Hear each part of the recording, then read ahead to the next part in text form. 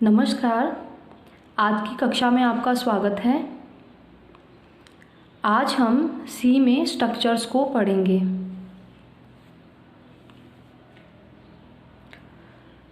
जैसा कि हम जानते हैं कि एरे एक यूज़र डिफाइंड डेटा टाइप है। हमने पीछे जो एरे टॉपिक को कवर किया था उसमें आपने देखा था कि जब हमको बहुत सारे सेम टाइप के डाटा को स्टोर करना होता है, यानी हमें कोई लिस्ट को स्टोर करना होता है, तो उसके लिए हम जो यूज़र डिफाइंड डेटा टाइप काम में लेते हैं उसको हम एरे कहते हैं। इसी तरीके से अगर हमको किसी एक सिंगल लिस्ट की बजाय मल्टीपल लिस्ट को स्टोर करना हो और उन मल्टीपल लिस्ट के जो डाटा टाइप हो वो अलग अलग हो, जैसे कि हमको इंटीजर को, फ्लोट को एक साथ स्टोर करना हो, तो इसके लिए हम जो user defined data type use में लेते हैं उसे स्ट्रक्चर कहते हैं। तो आपको स्ट्रक्चर और एरे में डिफरेंस समझ में आया कि एरे भी एक यूज़र डिफाइंड डेटा टाइप है, स्ट्रक्चर भी एक यूज़र डिफाइंड डेटा टाइप है।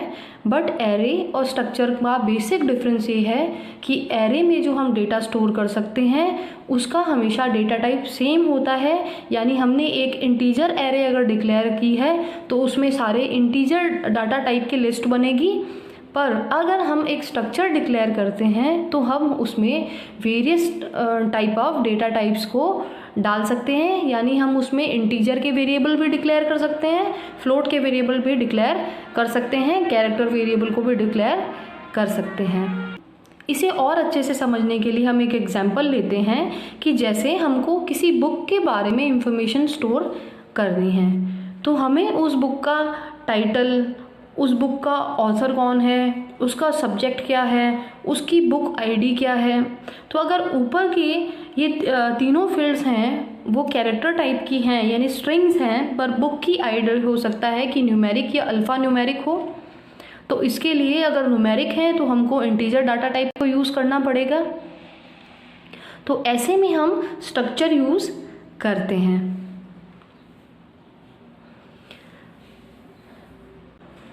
अब हम स्ट्रक्चर को कैसे डिफाइन कर सकते हैं। जब हम स्ट्रक्चर को डिफाइन करते हैं तो सबसे पहले हम स्ट्रक्ट कीवर्ड को यूज़ करते हैं। उसके बाद में स्ट्रक्चर टैग, यानी आपके स्ट्रक्चर का क्या नाम है। उसके बाद में मेंबर डेफिनेशन कि इसके अंदर आपको इंटीजर, फ्लोट, कौन कौन से कितने वेरिएबल चाहिए। और लास्ट में आता है स्ट्रक्चर के खुद के वेरिएबल।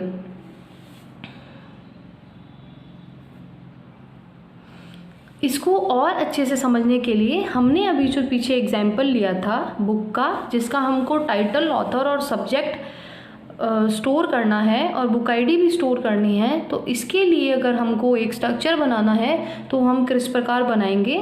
पहले हम स्ट्रक्ट कीवर्ड को यूज़ करेंगे, फिर हमने इसको नाम दिया है बुक्स, यानी हमारे स्ट्रक्चर का टैग है बुक्स।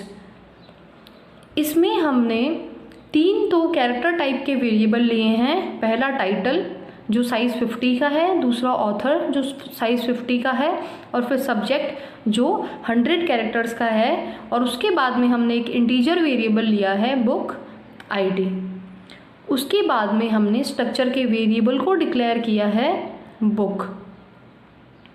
स्ट्रक्चर बिल्कुल उसी प्रकार होता है जैसे कि हमें अगर किसी एक शेप के बहुत सारे पीसेस बनाने हैं तो हम उसका एक सांचा बना लेते हैं, फिर सांचे में यानी उस मोल्ड में हम अपने मटेरियल को भरते हैं और वैसे हम बहुत सारे ऑब्जेक्ट बना लेते हैं। जैसे ईंटें बनाने के लिए हम ईंट बनाने का बॉक्स यूज़ करेंगे और उससे बहुत सारी सेम टाइप की ईंटें बनाई जा सकती है। उसी प्रकार स्ट्रक्चर भी एक सांचे की तरह होता है जो अलग अलग प्रकार के वेरिएबल्स को एक साथ बाइंड करके रखता है।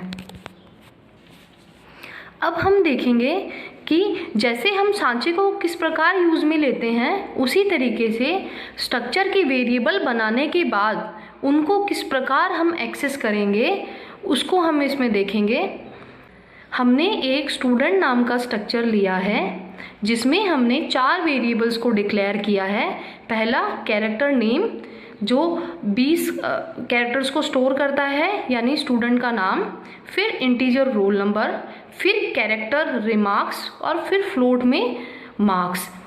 तो यहाँ से लेके यहाँ तक हमने स्ट्रक्चर को डिफाइन किया है। उसके बाद हमारा मेन प्रोग्राम स्टार्ट होता है। मेन प्रोग्राम में हमने स्ट्रक्चर का एक वेरिएबल बना लिया है स्ट्रक्ट स्टूडेंट S1, और इसमें हमने 2 डाटास डाल लिए हैं, नेम और 4। फिर हम इसको प्रिंट करवा रहे हैं, जिसके लिए हमने S1 डॉट नेम लिखा है। यानी किसी भी स्ट्रक्चर के वेरिएबल को अगर हमको एक्सेस करना होता है तो उसके लिए हम पहले जो स्ट्रक्चर का वेरिएबल हमने डिक्लेयर किया है, यानी जैसे S1 डॉट, उसके अंदर कौन सा वेरिएबल हमको यूज़ करना है। जैसे हमारा जो ये स्टूडेंट नाम का स्ट्रक्चर है, इसका हमने एक वेरिएबल बनाया है S1, और S1 के अंदर जो वेरिएबल है कैरेक्टर टाइप का नेम, उसको हमको एक्सेस करना है तो हम लिखेंगे S1 डॉट नेम। अगर रोल नंबर को हमको एक्सेस करना है तो हम लिखेंगे S1 डॉट रोल।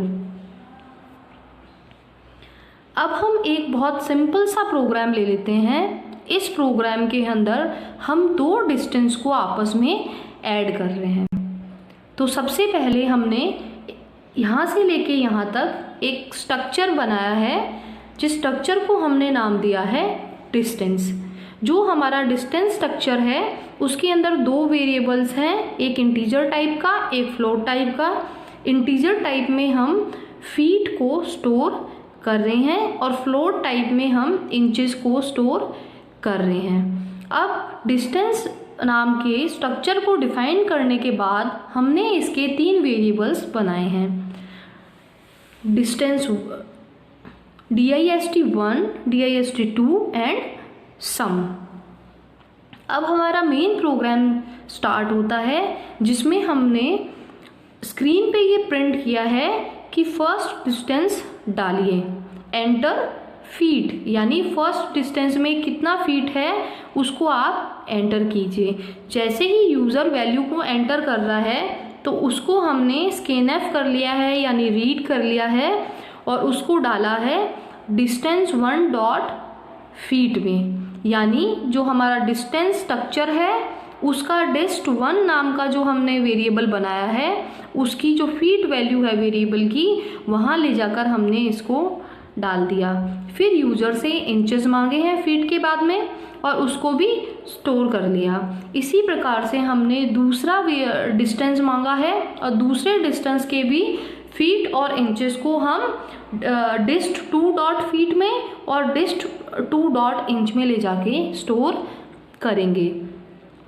अब अगले में हमने जो सम नाम का स्ट्रक्चर वेरिएबल बनाया है, उस सम नाम के स्ट्रक्चर वेरिएबल के फीट वेरिएबल में हम दोनों dist1 का फीट और dist2 का फीट, उन दोनों को ऐड करके डाल देंगे। और इसी प्रकार हम सम डॉट इंचेस में dist1 डॉट इंच और dist2 डॉट इंच को सम करके डाल देंगे। फिर क्या करेंगे हमने एक वाइल लूप चलाया है। जैसे हम जानते हैं कि हर 12 इंचेस से मिलके एक फीट बना होता है। अगर पहली जो डिस्टेंस दी है उसमें अगर 8 इंचेस दे दिए फीट के साथ में, दूसरी में 9 दे दिया, तो जो सम है वो 12 से बाहर चला जाएगा, यानी हमारे जो फीट है रिजल्ट का वो इंक्रीज़ हो जाएगा। तो इसके लिए हमने एक वाइल लूप चलाया है, जिस वाइल लूप में हमने क्या किया है कि सम डॉट इंच में से 12 को माइनस किया है। अगर वो ग्रेटर देन 12 रहेगा तो तब तक बार बार -12 होता जाएगा और सम का फीट जो है वो इंक्रीज होता जाएगा। और जब लेस देन 12 आ जाएगा तो उसके बाद में सम डॉट फीट इंक्रीज होना बंद हो जाएगा, और लास्ट में हम उस वैल्यू को प्रिंट कर रहे हैं। अब इसको हम रन करा के देखते हैं कि हमने इस प्रोग्राम को जब रन किया तो स्क्रीन पे लिखा आएगा कि फर्स्ट डिस्टेंस एंटर फीट, तो जैसे हमने 12 वैल्यू डाली है, एंटर इंचेस तो वैल्यू डाली है 7.9। फिर सेकेंड डिस्टेंस हमने डाली है 2 फीट्स एंड 9.8 इंचेस। जब ये दोनों आपस में ऐड हो जाती हैं तो इनका सम आएगा 15 इंचेस एंड 5.7, तो इनका सम आएगा 15 feats and 5.7 inches.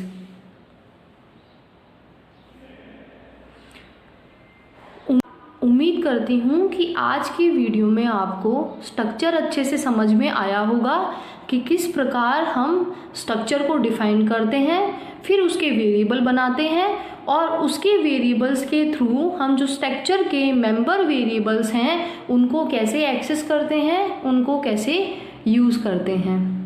Thank you.